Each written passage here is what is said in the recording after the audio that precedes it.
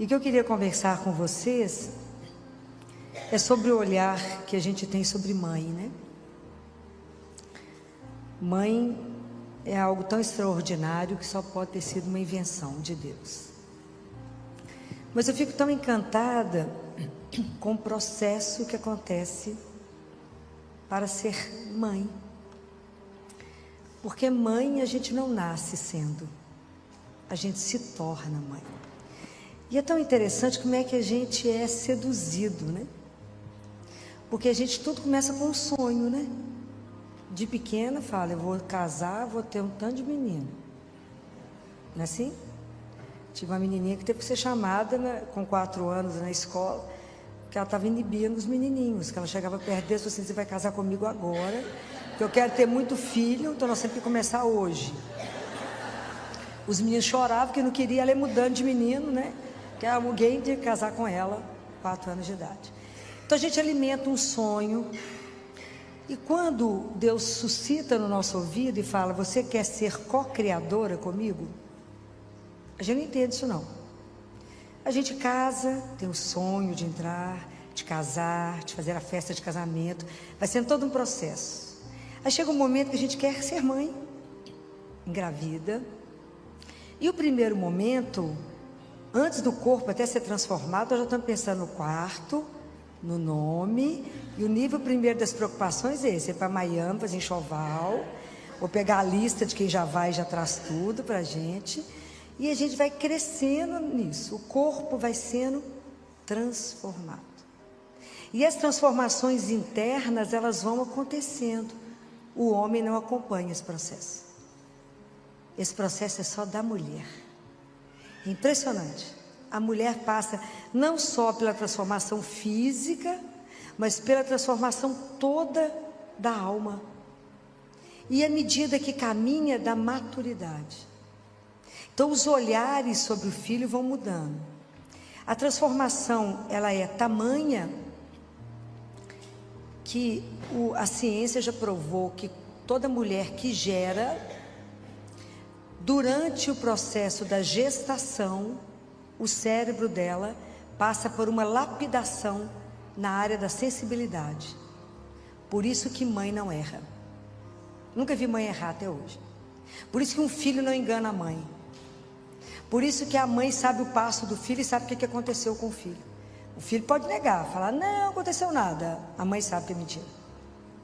Deus fala com a mãe. É uma coisa das mais impressionantes que eu acompanho. Então a mãe sabe. Então esse processo o homem não tem. Mas a mãe tem. A mãe sabe que está acontecendo alguma coisa com o filho. A coisa é tão diferente como as coisas a gente observa. A mãe fala assim, doutor, eu trouxe esse menino porque ele está tossindo tanto, coitado, que ele não está conseguindo dormir. O pai fala, eu trouxe esse menino porque ele está tossindo tanto que não está me deixando dormir. É completamente diferente até as falas. É completamente diferente. Então, como é que o processo na mulher, ela vai deixando, porque depois que você tem filho, o filho vira o espelho para você e fala assim, é você, ó. E o filho começa a revelar você para você mesma. E você se descobre. E a criança, ela tem um potencial tão encantador, que a criança tira de nós, extrai de nós o que a gente tinha de melhor e não sabia. A gente passa a ser uma pessoa completamente diferente. Então, porque nos tornamos sensíveis, mulher chora por tudo. Então, a gente passa a ter uma caixa d'água na cabeça e vai à inauguração de padaria, você chora. Lançou uma nova, tudo você chora. Tudo a mãe chora, tudo ela identifica. Mas, ao mesmo tempo que a mulher é isso, essa mulher se torna uma leoa, né? Ela se torna uma leoa. Ela defende aquela cria como ninguém. Você pode pegar o seu filho, ver todos os efeitos, brigar com ele, mas se alguém na rua falar aqueles mesmos defeitos, você mata. Dentro de casa você põe no lugar, mas a rua não pode falar do seu filho. Então é tão interessante o que eu vou observando, como é que a menina que sonhou um dia ser mãe, ela vai se transformando naquela que se torna guardiã do filho. Ela dá vida pelo filho, ela faz tudo pelo filho, ela se consome pelo filho, ela envelhece, ela se dá inteiramente e nem percebe, porque ela passa a noite do lado do menino com febre. Quando o menino melhora a febre, ela vira outra. Então, esses dias eu estava mexendo com a mãe, que ela chegou abatida, eu olhei para o menino e falei, ele está de pneumonia, fizemos o raio-x, era pneumonia. A mãe estava morta, querendo saber onde é que estava a culpa, né, de colocar do pneumonia dentro do menino. Aí, segunda-feira, o menino voltou curado. A mãe falava tanto que ela não parava de falar em um minuto. Falei, já curou, né? Sem examinar, porque do jeito que você está falando, já está arrumado, o menino só pode ter sarado. Aí a gente descobre que a gente é feliz dependente. E a mãe só consegue ser feliz se o filho está bem. Se o filho não está bem, a mãe está um caco. E claro que se sentir o primeiro culpado, porque que aconteceu alguma coisa com o menino, né? Então, esse processo de se tornar mãe é algo que a gente percebe e que vocês vão tomando dimensão do tanto que vocês estão sendo transformadas em algo muito melhor. Muito melhor. A gente se torna uma pessoa tão melhor depois que você vira mãe. Depois que vira avó, a gente fica melhor dobrado, né? Então, é tão interessante acompanhar que à medida que o menino cresce, a menina que vira uma moça, que vira uma mulher, ela desabrocha como ser. É um ser diferente. A mãe é completamente diferente. Então, na questão de vigiar tudo, de olhar tudo, de dar conta de tudo, de entender o filho, ela entende que existe um outro processo dentro dela, porque depois que nasceu o menino, ela tem que entender que ela precisa de ser mulher depois de ser mãe. Esse é um outro processo que acontece dentro das mães, que precisa ser visto com cuidado, olhado, porque senão o casamento acaba igual a abelha. Depois tem o menino, mata o zangão, fala, não preciso de você, quero só meu filho. E esse é um perigo, e nós sabemos que é um perigo. O grande desafio de ser mãe, de ser esposa, de ser profissional, e de se descobrir no meio disso tudo, com a sua identidade. Porque a mulher vai se perdendo no meio de tantas funções e de repente ela não sabe nem quem ela é mais.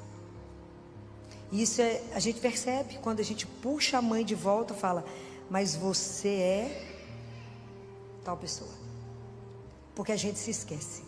No meio disso tudo, o amor te consome de uma tal forma que você só se doa e não percebe. Então, entre tantas funções da mãe, e quando o padre chamou para esse café, que era um carinho com vocês, é de vocês nesse momento poder se posicionar diante de vocês mesmos, porque a rotina tira a beleza daquilo que a gente vive, e a gente acha que é aquilo mesmo. Para mim, a maior missão concedida, solicitada a uma pessoa é, cria para mim esse menino, educa, faça dessa criança que chegou para você esse manual de instrução, um homem e uma mulher que o mundo vai admirar. Você fala, eu não dou conta dessa missão. Mas é interessante que no primeiro momento, a preocupação da gente é o menino, é ter leite. É dar o peito, é ver o menino crescer, e é ver o menino bater todos os marcos do desenvolvimento, né? E é claro que nós, como mãe, achamos que o nosso filho é o mais inteligente, mais esperto, o melhor. Doutor, ele já faz isso, claro que todos fazem isso naquela época, né? Mas o menino dela é sempre mais bonito, mais inteligente, a gente deixa, porque isso faz parte do ser mãe, faz parte. E a mãe que nasce o bebê, que não é aquilo que ela sonhou, a mãe que tem um filho com uma síndrome, ou a mãe que nasce o filho prematuro, ela sonhou com aquele menino corado de 9 meses, de 4 quilos, nasce um menino de 600 gramas. Então aquela mulher que passa pelo processo da perda do bebê que ela sonhou, para assumir e amar o filho que chegou. Isso é um processo. Porque tem que morrer um, aí morre a mãe e aquele menino, e nasce uma mulher como ninguém. Porque ela passa a dominar o assunto mais que é médico. Ela sabe mais da doença do menino que qualquer doutor no assunto. Porque ela estuda, ela investe, e uma das coisas mais lindas, ela não abandona. O filho é dela. Os homens, e mais de 40% vão embora. Porque o defeito é sempre da mulher, né? A família dele é sempre perfeita. É na sua família que tem esses negócios, na minha não tem nada não. Isso a gente escuta todos os dias. Mas eu nunca vi mãe abandonar filho. E é uma coisa tão impressionante isso, porque o amor de mãe é algo tão, que mais me lembra amor de Deus, que mãe é para ser estudado. O Padre Joãozinho falava fala, né, ele está vivo, que cuspe de mãe tem que ser estudado. Porque o menino machuca, chega gemendo, chorando, a mãe beija o machucado, o menino sai pulando. Então tem algo naquele cuspe que só Deus entende. Mas isso tudo chama amor, né? Que é a capacidade da mãe da superação. Mãe não conhece não. Mãe não conhece impossível. Mãe muda a história dos filhos. Todas as grandes modificações dentro da medicina da história foram feitas pelas mulheres, pelas mães. A vacina tríplice e a celular só existe porque as mães foram para a rua em Londres e falaram: não vacinaremos os nossos filhos porque essa vacina da crise convulsiva é a vacina que tem no SUS. O SUS só dá a vacina celular quando o bebê nasce e tem crise convulsiva. As mães fizeram uma marcha e falaram: não vacinamos. Aí os meninos começaram a ter a coqueluche, começaram a ter as doenças pertinentes à vacina. Aí o reino reuniu e falou: busca os cientistas, que eles têm que descobrir alguma coisa, porque ninguém passa por essas mulheres. Ninguém passa por elas. Elas falaram que não vão dar isso para os filhos e elas não darão. E não dão, quem faz isso com a mãe? Mata a mãe, mas não faz. E aí foi criada a vacina tríplice celular, que hoje vocês pagam, os meninos não têm efeito colateral, mas isso foi a marcha das mães. Poucas pessoas sabem disso, mas isso é uma realidade. Então a grande transformação é a mãe. A mãe é aquela que eu falo com os residentes: aprenda a escutar que você não vai errar diagnóstico. Ela não tem que saber o nome da doença, mas ela fala: é isso, isso, isso. Você faz o igual, só isso, mais isso, está tal doença. A mãe sabe quando tem uma coisa errada com o filho. Teve um caso engraçado lá no consultório, que foi o casal, a mãe falou: filho, eu trouxe esse menino, que está com uma tosse que sai da alma. O marido falou: mas quem está tossindo, gente? Tem ninguém tossindo dentro de casa. Ela falou: ele, seu menino, está tossindo. Doutora, ela é exagerada, só sabe que ela é super exagerada, não tem nada esse menino. Olha só, vê, é um touro esse menino, come igual um cavalo. Ele falava desse jeito, ele é muito engraçado. Come igual um cavalo, mas está ótimo, não tem febre, não tem tosse. Que hora que esse menino tosse? A hora que você dorme. Você não escuta, mas ele dorme. E aí eu examinei a menina. Ele falou: eu falei: vou examinar, né? Dia de uma queixa. Precisa de duas famílias, né? Completamente diferente. Falei: eu vou examinar. Aí que eu examinei, eu falei com ele: eu vou ter que concordar com sua mulher, porque na verdade eu acho que pior que ela está achando, nós temos pneumonia. Ele falou: vocês duas são loucas. Falei: pode ser, mas ali do outro lado da rua tem um lugar para fazer raio-x. Vai lá, faz um raio-x e volta aqui. Quando chegou, tinha uma pneumonia importante.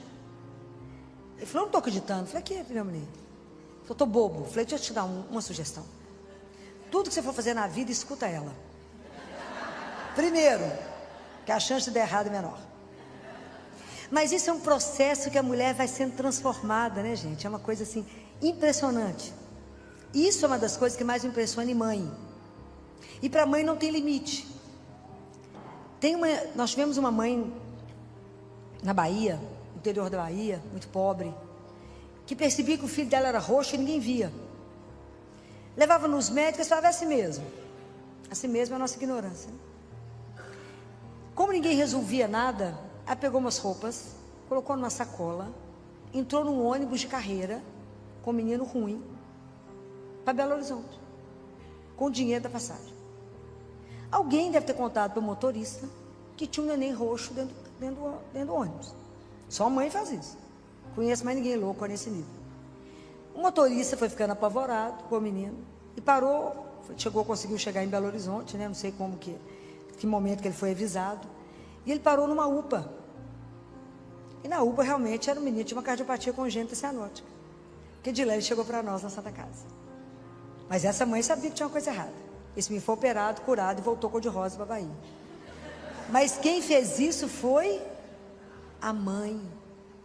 Foi o amor dela, que não conhece não, que não conhece limite, que não conhece a palavra é impossível.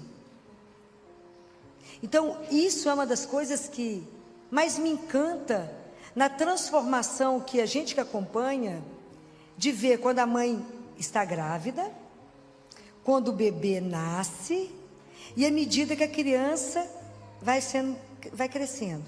A primeira preocupação com a nutrição, depois a preocupação no desenvolvimento e depois daquilo que ele é e será. Mas paralelo a isso, eu percebo que é uma outra mulher que vai sendo gerada. Então eu percebo que vai crescendo duas mulheres ao mesmo tempo. E muitas vezes a gente não percebe. Mas no processo da construção do outro, à medida que a mãe toma consciência que o filho não é dela, claro que é meu, pois eu que amo esse menino, que gerei, que criei. Esse menino não é meu, mas ele é um empréstimo. Ele me foi dado para ser criado para Deus. E um dia eu vou ter que dar contas a isso. Cresce em mim uma outra mulher, que é a mulher de oração. Que eu falo que o caminho mais curto para a gente aprender a rezar é ser mãe. O caminho mais curto. A gente que entra numa igreja pensando em casamento, naquele glamour, na lua de mel dos sonhos, isso tudo vira nada a partir do momento que a gente é mãe. E a partir do momento que a gente descobre a primeira febre. Primeira febre, você acaba de dar o remédio, você põe termômetro. Mas acabou de engolir o remédio. Você fala, doutor, o remédio não abaixou. Eu falo, mas quantos minutos tem que você deu o remédio? Agora, não, demora 1 hora para fazer efeito. Bom, o termômetro já foi colocado pelo menos 10 vezes, até a febre abaixar. Então a mãe descobre. E aí a mulher vai descobrindo que, na verdade, quando a gente é convocado para casar, para ser mãe, a gente é chamado a uma missão muito maior. Porque a mulher é aquela que não só constrói os filhos, mas o primeiro filho que ela constrói é o marido que ela jurou fidelidade, que ela recebeu o primeiro filho naquele momento, no altar. Aquele que ela achou que ia ganhar um ombro, não, ela que tem que dar o colo inteiro. Não é assim? E a partir do momento que você casou e tem filho, você nunca mais tem direito de chorar, a não ser enquanto toma banho. Porque já mistura com a água do chuveiro, fica tudo por lá. Porque se alguém perceber a mãe chorando, a casa cai. Né? A mãe fala, estou com dor de cabeça, todo mundo fica olhando para a mãe. A mãe engole o comprimido, já sarou? Não, acaba de chegar no esôfago, agora que descer. Sara a mãe. Mas primeiro a mãe tem que engolir o comprimido para sarar. Então mãe não tem direito de deprimir. Se a mãe deprime, a flor murcha, o cachorro adoece e a casa vira um caos. Estou falando mentira? Não estou. A mãe é aquela que esses dias eu estava rindo de uma família, 4. A família falou, doutora, filho, todo mundo em casa teve dengue, mas o meu marido ficou em estágio terminal. E ele olhava para mim e falava assim, como que você está dando conta? Ela falou, não tem opção. Eu tenho que dar conta de vocês, de 2 meninos e de mim. Mas ele estava em estágio terminal. Que é assim mesmo, a gente já sabe a intensidade que modifica. Então a mãe é aquela que vai aprendendo algumas coisas. Essa é a primeira. Chora em silêncio no banho ou de madrugada. É aquela que tem que estar sempre animada, porque os meninos ficam olhando para ela. O menino olha, ontem quando eu falei com a mãe no consultório, era o meu último menino, mãe, de novo, a me ligou na hora do almoço, falou, doutor Filó, eu estou preocupado, meu menino está tendo tosse e febre desde segunda-feira, mas é um pico por dia, e meu marido falou que não é nada. Eu falei, eu não gosto dessa murrinha, porque isso para mim é pneumonia, pode ir para o consultório. E aí quando eu falei, mas faz o raio-x antes, na verdade tinha meio pulmão tomado à esquerda. Quando o menino viu, ele falou, mãe, eu vou morrer. Porque o menino olha para a mãe, se a mãe apavora, ele desorienta. Se a mãe mantém a cara de paisagem, fala, tá tudo bem. Então mãe não tem direito nem de expressão, sempre a cara, né, de paisagem, porque ela tem que manter a classe, porque senão cai a casa. E isso são coisas que a gente vai adquirindo, porque a gente não nasceu com elas. Mas é a vida de ser mãe que nos transforma. Mas quando a mulher vai percebendo isso, ela descobre que ela não vai dar conta de manter a família, ela tem que ser mãe, ela tem que ser mulher, profissional, dona de casa e tudo mais. Sozinha a gente é capaz? Não. Então eu percebo que nesse momento a mulher amadurece para descobrir o terceiro tesouro que a igreja nos dá. Porque para conseguir esse terceiro tesouro a gente tem que amadurecer um pouquinho.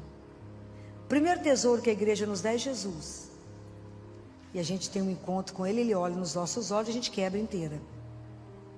O segundo tesouro que a gente descobre é a palavra de Deus.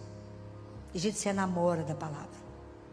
Mas o terceiro tesouro, a gente precisa de um pouquinho mais de caminhada e de maturidade. É Maria. Ela é o terceiro tesouro da igreja. Porque aí eu percebo que a gente passa a ter uma proximidade, que fica de mãe para mãe, né? ela sabe a sua dor, ela sabe a sua preocupação.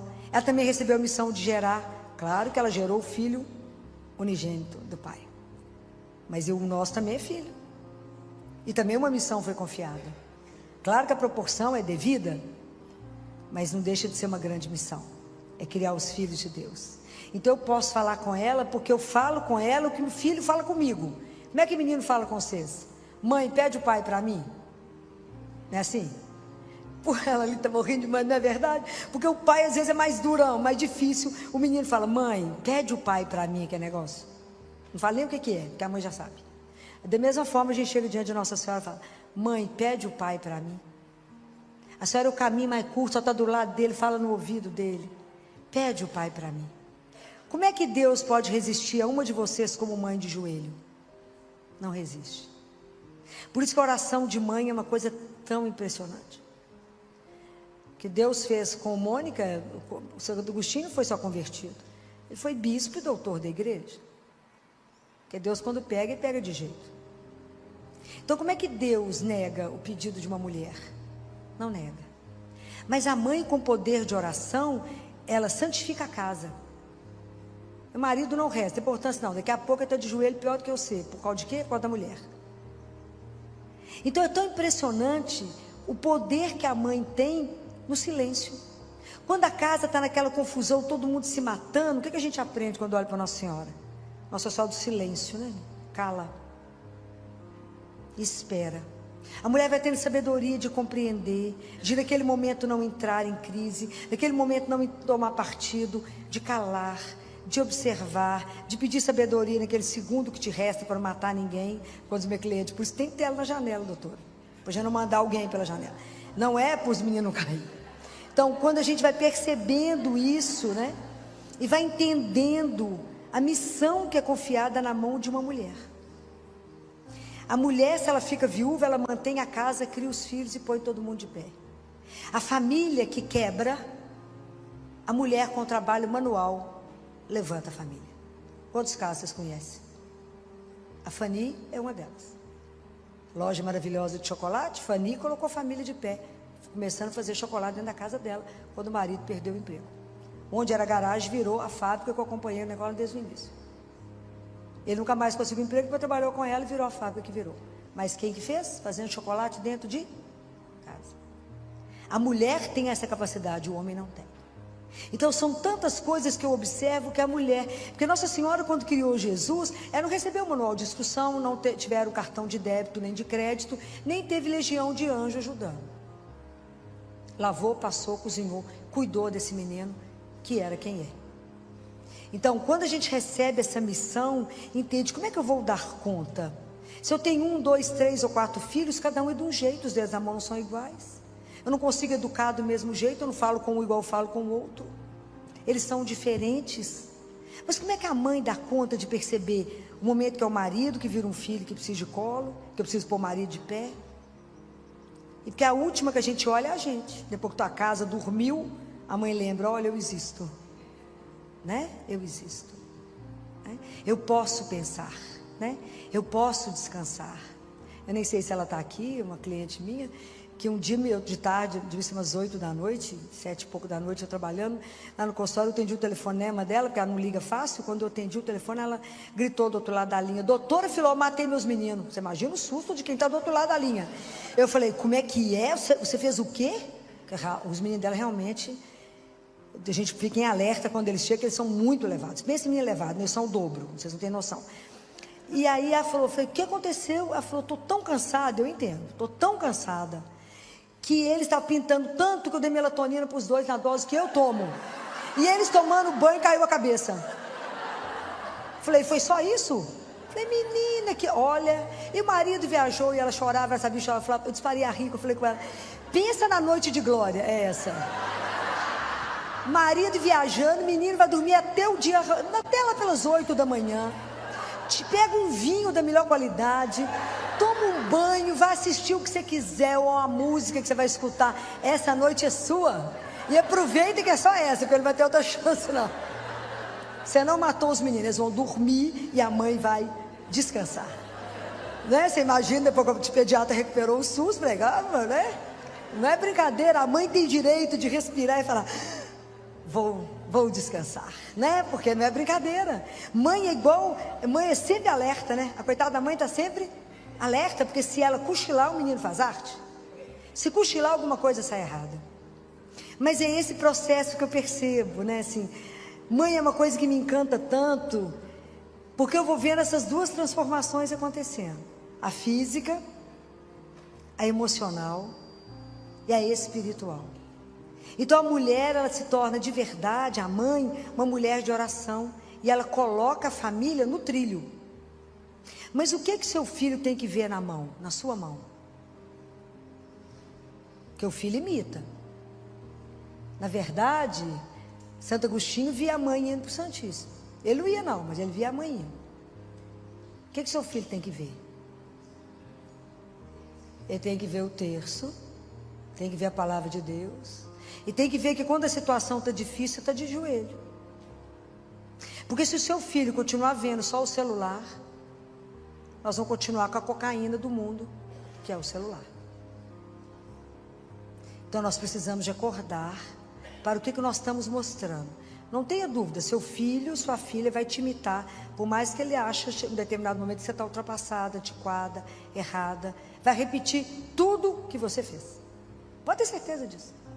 Porque amor de mãe é uma coisa tão poderosa, de atitude de mãe, que a ausência do amor materno é a única doença psiquiátrica sem tratamento. Pensem nisso. O menino que não recebe o amor materno será doente eternamente. Na minha família eu tenho 2 modelos. Minha tia adotou 2 crianças com 1 dia de vida. O mais velho está em tratamento psiquiátrico gravíssimo até hoje. E eu lembro dele com 10 anos falando, eu quero achar minha mãe para ela poder olhar para mim e falar, por que você não me quis? Eu só quero saber por que ela não me quis. E olha que nós procuramos por essa mãe. Não medimos esforços para achá-la e nunca mais achamos. Então, como ele não tem essa resposta, os psiquiatras não dão conta dele.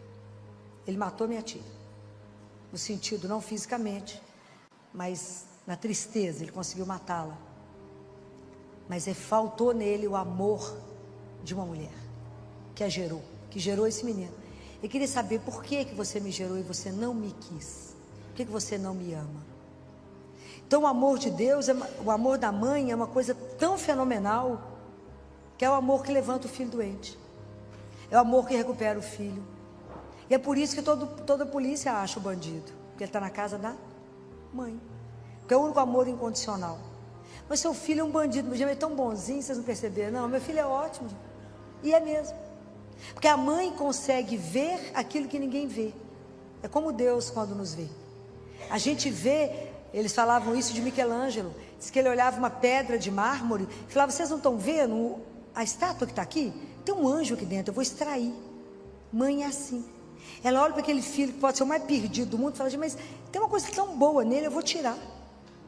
Quem que é capaz desse poder de tirar? É só o amor. O amor é a maior força do universo. E o amor de mãe não tem igual, só o de Deus. O amor de Deus, o amor de uma mãe é uma sombra do amor de Deus. É o que mais nos ajuda a lembrar do amor incondicional de Deus. Porque a única coisa que a mãe quer do filho é que ele seja feliz. É a única coisa que a mãe deseja de filho. Então, quando eu percebo essa transformação de vocês, eu fico vendo que felizes as mulheres, felizes as famílias que despertaram para essa dimensão espiritual, que tem como ajuda, como a gente passa a viver colado no manto da mãe, Maria. Porque até nesse momento que eu estou conversando com vocês, nunca existiu alguém, alguma coisa que foi pedido a ela que não foi dado. Porque o poder de intercessão dela é impressionante. E uma vez a revista Times colocou a mulher mais poderosa do universo. Não sei se vocês chegaram a ver isso. E era Maria, a mulher mais poderosa do universo. E o dia que a gente descobre que o terço transforma a sua família. A família que reza o terço nunca será igual a nenhuma família.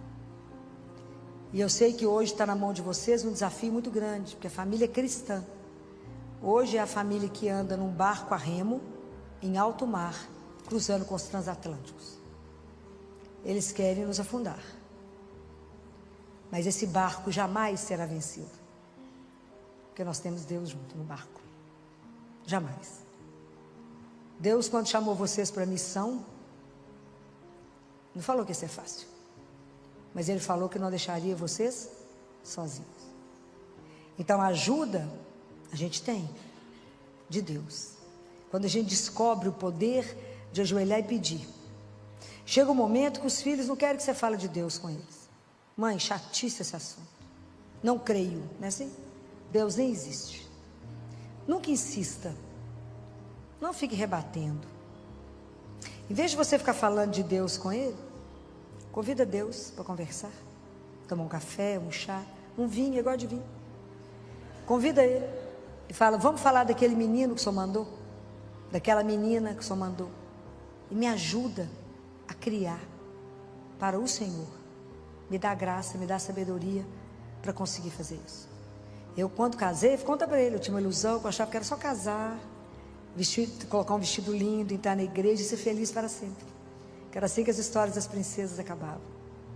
Não me contaram que tinha uma missão imensa, que eu não tinha noção dela, mas que devagar ela vai sendo revelada. Que é essa missão de continuar gerando. Mãe nunca acaba de gerar. Você gerou fisicamente e colocou a criança no mundo. Mas a gerar um filho espiritualmente e devolver para Deus é o trabalho de uma vida inteira. Por isso mãe é algo tão especial. Por isso que mãe não pode morrer, né? Mãe tem que ser eterna. Então eu fico de verdade tão encantada com a missão de ser mãe. Com a missão que deu a cada um de vocês. E que hoje, essa manhã, possa ser para vocês um refrigério mesmo, assim, um bálsamo, para que vocês possam entender a dimensão da missão que foi entregue.